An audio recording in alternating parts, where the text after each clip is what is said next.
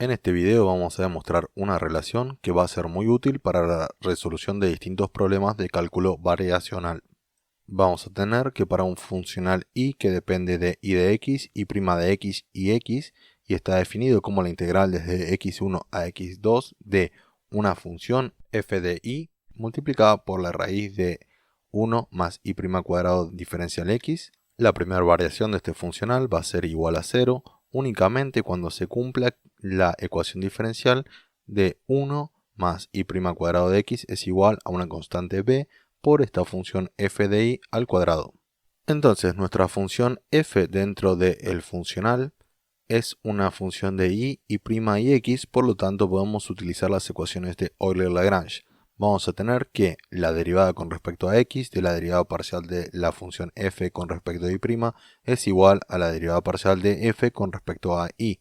La derivada de f con respecto a y' es f de y por un medio de 1 más y' cuadrado, esto elevado a la menos un medio, y por regla de la cadena tenemos que multiplicarlo por 2 por y'. Esto va a ser igual a la derivada de f con respecto a y la única función que depende de y es justamente f, por lo cual vamos a tener f' por 1 más y' al cuadrado elevado a la 1 medio.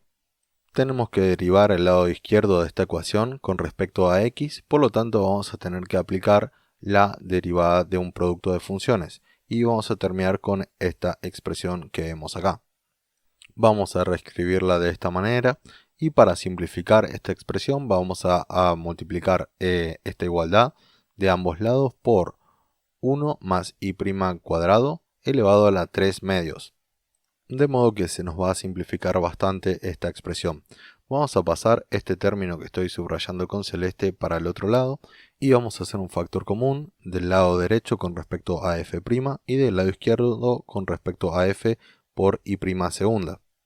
Con esto se nos simplifica todavía más la expresión y operando algebraicamente llegamos a y' segunda sobre 1 más y' cuadrado es igual a f' sobre f.